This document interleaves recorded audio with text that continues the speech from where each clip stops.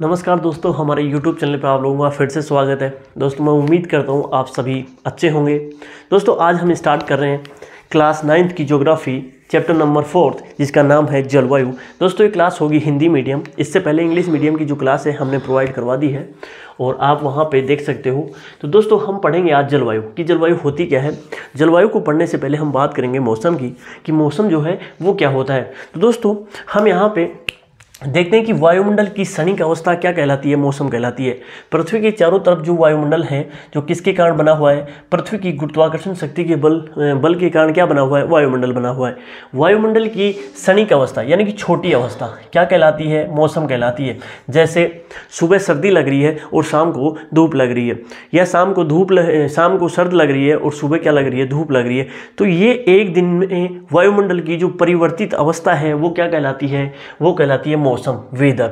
जैसे हम बात करें गर्म है या ठंडा होगा, हवादार, हवा चल रही है या एकदम शांत माहौल है, बादल छाए हुए हैं या एकदम साफ माहौल है, एकदम आर्द्रता छाई हुई है या एकदम शुष्क है। तो ये क्या है, एक दिन की अवस्था के अंदर वायुमंडल में कुछ ना कुछ परिवर्तन होते रहते हैं, उसी को हम क्या बोलते हैं, मौसम बोल देते हैं। अब वायुमंडल में दोस्तों कई सालों तक मौसम की जो सेम कंडीशन है उसी को हम क्या बोल देते हैं, जलवायु बोल देते हैं। जैसे कई सालों से एक जगह के ऊपर, जैसे हम बात करें कि ये एरिया है, यहाँ पे कई सालों से क्या सर्द पड़ती जा रही है, तो यहाँ पे जो मौसम जो होगा वो सर्द नुमा हो जाएगा और कई सालों तक सेम कंडीशन रहने की उसी को हम क्या कंसीडर कर लेते हैं, उसी को बोल देते हैं जलवायु।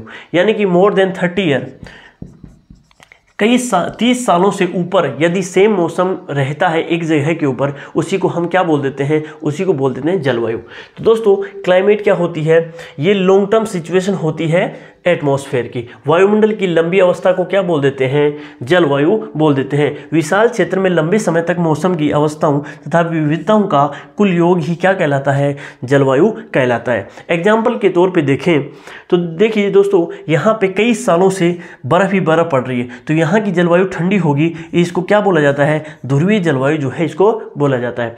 जैसे सूर्य की किरणें जो हैं वो भूमध्य रेखा या विषुवत रेखा के ऊपर सीधी पड़ती हैं, तो यहाँ का तापमान जो है उच्च रहता है और यहाँ की जलवायु कैसी है, उष्ण है यानी कि गर्म है। उष्ण कटिबंधीय जलवायु प्रदेश इसको बोला जाता है।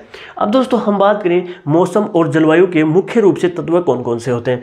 तो दोस्तों टेम्परेचर ज़्यादा होगा, जहाँ में तापमान ज़्यादा होगा वहाँ की ऑटोमेटिक ही जलवायु कैसी होगी, गर्म देखने को मिलेगी। जहाँ पे तापमान कम होगा वहाँ की जलवायु जो है वो कैसी मिलेगी, शीत क्लाइमेट देखने को मिलती है।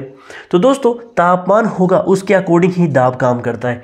जहाँ पे तापमान ज़्यादा होगा दाब निम्न होगा, जहाँ तापमान कम होगा दाब उच्च होगा। और हवाएं दाब के अनुसार चलती हैं। हवाएं कैसे चलती हैं, उच्च दाब से निम्न दाब की तरफ जो है वो हवाएं चलती हैं। आर्द्रता जो है तापमान के अकॉर्डिंग ही काम करती है, यानी कि तापमान जहाँ ज़्यादा होगा जरूर नहीं है वहाँ पे आर्द्रता ज़्यादा हो, तो यहाँ पे जो आर्द्रता ज़्यादा रहेगी वहीं पे जो क्लाइमेट मॉडरेट देखने को मिलती है। आर्द्रता कम रहेगी वहाँ पे वो जलवायु है वो कैसी देखने को मिलेगी, वो वहाँ पे उष्ण जो है वो क्लाइमेट देखने को मिलेगी। वर्षण जहाँ पे बारिश होगी वहाँ पे जो है वो मॉडरेट जो है क्लाइमेट देखने को मिलेगी, और वर्षा जहाँ पे नहीं होगी जैसे मरुस्थलीय एरिया है तो वहाँ पे जो है जलवायु कैसी होगी, उष्ण क्लाइमेट देखने को मिलती है। अब दोस्तों हम बात करते हैं नेक्स्ट कि जलवायु को नियंत्रण करने वाले कौन कौन से कारक होते हैं। तो सबसे मुख्य रूप से जो है 6 प्रकार इसके देखने को मिलते हैं। पहला कारक कौन सा है, अक्षांश यानी कि लेटीट्यूड। दूसरा कौन सा है, तुंगता, इसको बोलते हैं ऊंचाई और इंग्लिश में एल्टीट्यूड।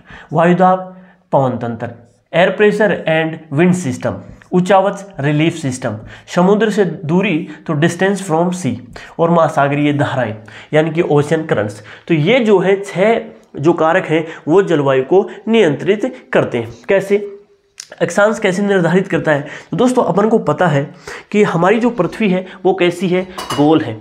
अब सूर्य के ऊपर जहाँ से मैं, जैसे ये अपनी अर्थ है, यहाँ से मैं टॉर्च मारूं और यहाँ पे जितने एरिया के ऊपर टॉर्च से जो रोशनी होगी वो इक्वेटर के ऊपर ज़्यादा देखने को मिलती है, और ये जो पोलर एरिया है यहाँ पे जो है कम देखने को मिलेगी। यानी कि ध्रुवों के ऊपर जो है मैं यहाँ से टॉर्च जलाने के ऊपर तिरछापन हो जाता है, किसका, रोशनी का।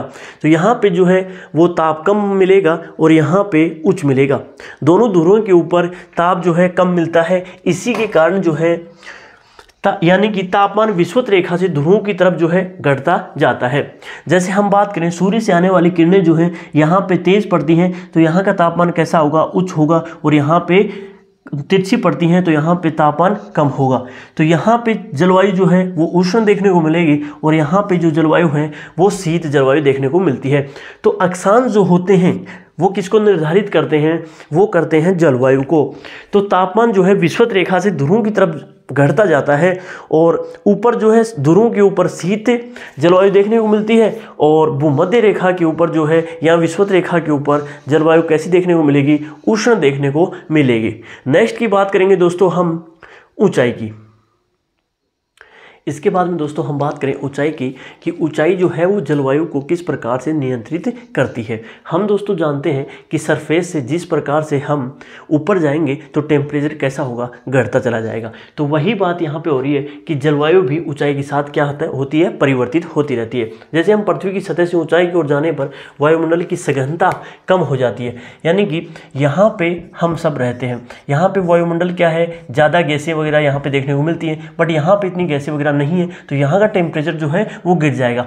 1000 मीटर पर जाने पर 6.5 डिग्री सेल्सियस जो है वो टेम्परेचर गिर जाता है, यानी कि ऊपर जाते जाएंगे टेम्परेचर कैसा होगा, माइनस चला जाएगा और धरातल के ऊपर जो है टेम्परेचर ज़्यादा देखने को मिलता है। तो उसी के हिसाब से जो है जलवायु के ऊपर भी इफेक्ट पड़ता है।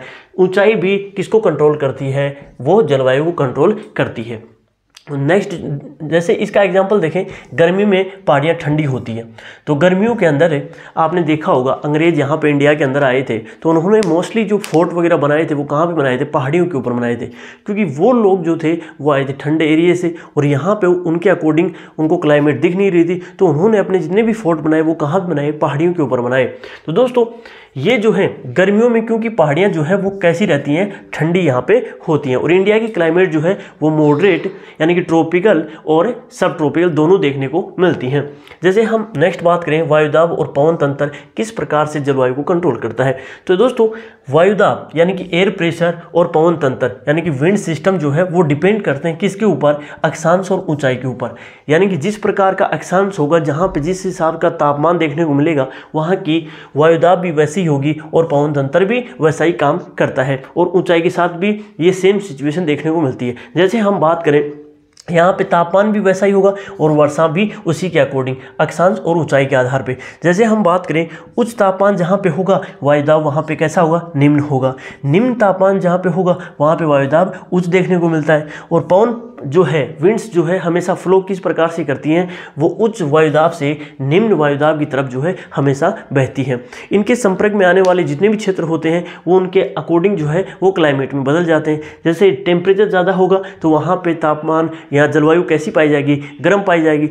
जहाँ पे तापमान कम होगा वहाँ की जलवायु शीत देखने को मिलेगी। नेक्स्ट कौन सा है, समुद्र से दूरी, यानी कि समुद्र से जितनी दूरी बढ़ेगी वहाँ पे जलवायु का प्रभाव देखने को मिलता है। अपन को पता है दोस्तों स्थल भाग सूर्य से आने वाली जो किरणें होती है उससे तुरंत ही गर्म हो जाता है और तुरंत ही ठंडा हो जाता है। इसी को अपन क्या बोल देते हैं, महाद्वीपीयता जो है उसको बोला जाता है, कॉन्टिनेंटलिटी। इसको क्या बोला जाता है, कॉन्टिनेंटलिटी यानी कि महाद्वीपीयता। स्थल भाग गर्मी में अत्यधिक गर्म हो जाता है और सर्दी में अत्यधिक शीत देखने को मिलता है और जो स्थल समीर और समुद्र समीर जो है वो इसी के अकॉर्डिंग चलती हैं और इन्हीं के ऊपर क्या डिपेंड करता है, तापमान और वर्षा डिपेंड करता है। यानी कि समुद्र के नियर बाई जो एरिया होते हैं वहाँ पे तो मॉडरेट तापमान देखने को मिलता है, जलवायु भी मॉडरेट देखने को मिलती है, लेकिन समुद्र जैसे जैसे हम दूरी पे जाएंगे तो वहाँ की क्लाइमेट जो है वो स्थल भाग के अकॉर्डिंग जो है वो काम करती है। यानी कि स्थल भाग जो गर्मी में अत्यधिक गर्म हो जाएगा और सर्दी में कैसा हो जाएगा, ठंडा हो जाएगा। नेक्स्ट कौन सा है, महासागरीय धाराएं। तो महासागरीय धाराएं दोस्तों दो प्रकार से चलती हैं, एक ठंडी धाराएं और एक होती है गर्म धाराएं।